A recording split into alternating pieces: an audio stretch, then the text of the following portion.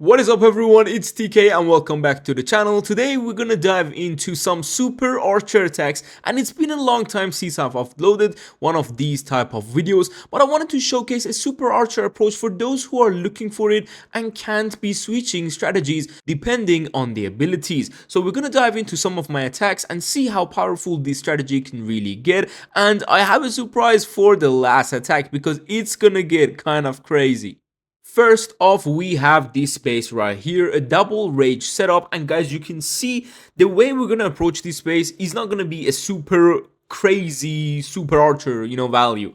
We're gonna go in with a quick value and a small funnel. Okay, that's what we're kind of going for and trying to do our best to get it. Now what I want to do, because the sweeper is quite close by, is I go with rocket loons, then the freeze, then the blimp, just because the sweeper would have annoyed us. But look at the value that this base is going to give us on this side. Now I know we could have gone deeper, that's true, sometimes it's a bit like, yeah, what if I use the warden, but no. On these attacks, we are going to get one of the rage towers as you are witnessing right now, and then this will make us a good funnel to go from the opposite side of where we did the super archer. So we started from the right type of this approach.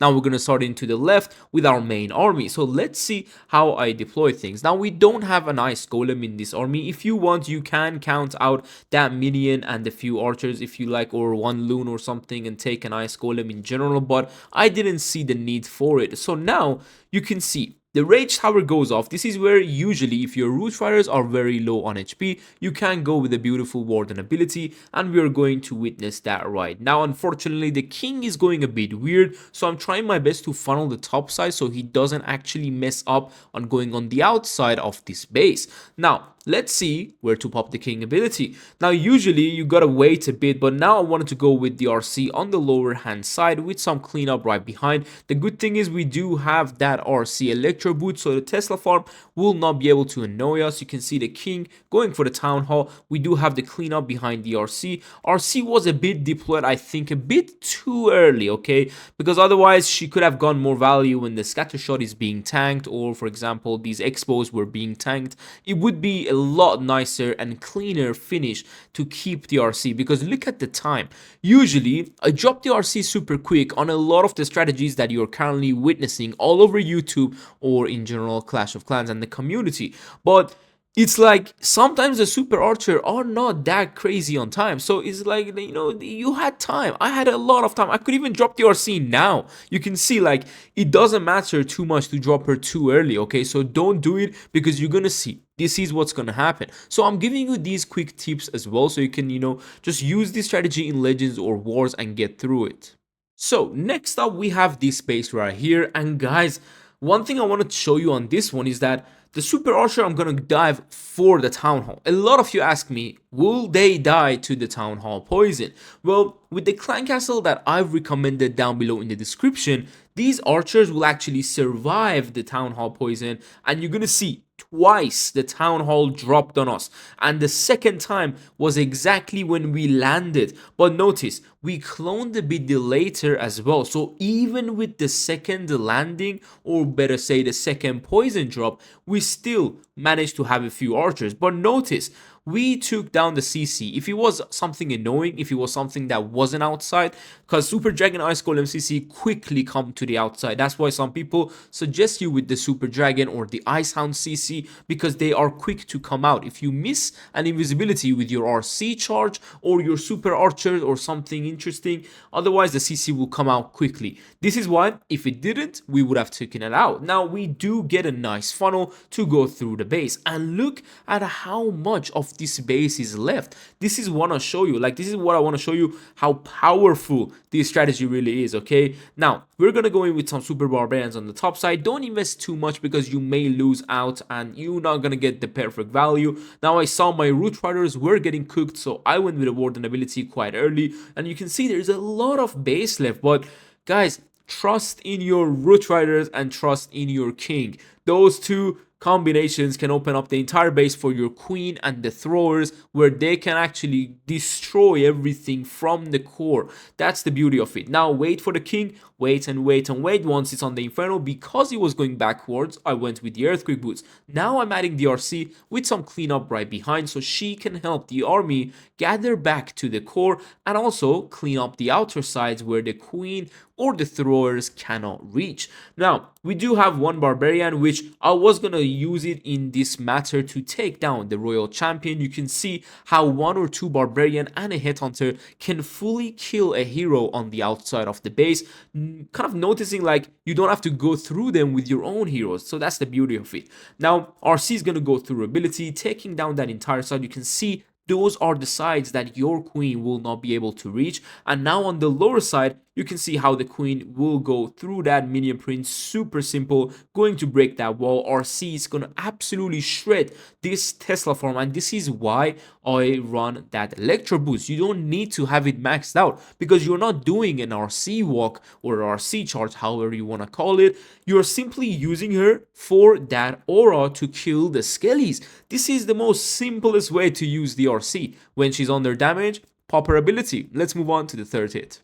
So on this hit, you're gonna see the power, the true power of this strategy, okay? We're gonna go in with the super archer that is gonna get literally 1 or 2 defense. That's it.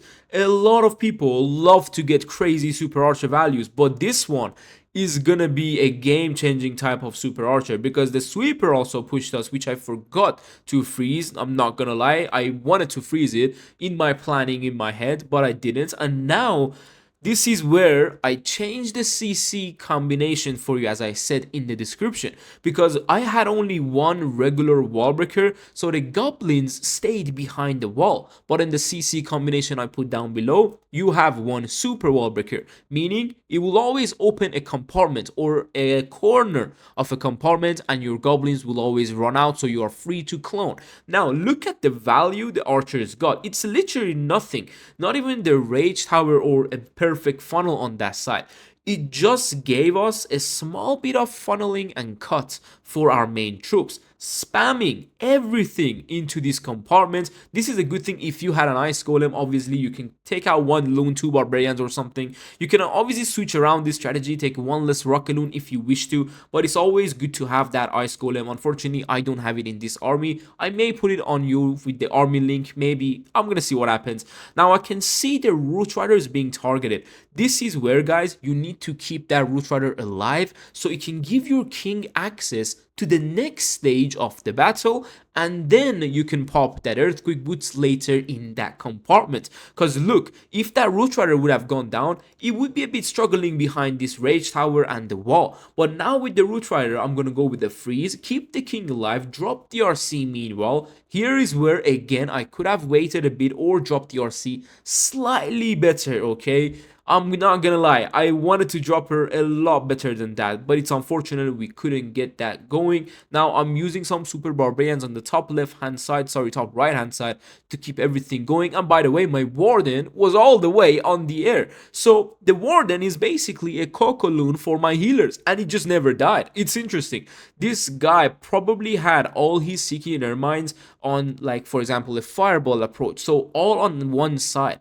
Now you can see we have the pathing to the town hall. We do have some cleanup on the left hand side with a minion, but the minion is getting cooked by the wizard tower now, and we got 30 seconds. This is where I told you I could have dropped a better RC drop and a nice cleanup right behind. So it's always about how can you manage to do that? How can you drop the RC nicely, drop the cleanup nicely? Because obviously a lot of you by now have used the super archers, and this was one of the reasons I wanted to bring it for you, because I've heard a lot of people don't want to change. They don't want to switch strategies. They want to stay where they are comfortable, and there's nothing wrong with that. So that's why I wanted to make another super archer approach and strategy for you guys only. It's not going to be the most broken strategy you've ever seen. It's not going to be the best ground strategy. We've seen that already with a few other kind of videos that I brought for you, but this one is going to be a quick, nice strategy to learn and to execute nicely in Legends, War, CWL, and tournaments. Hopefully you guys enjoyed this video. Take care, have nice holidays, bye.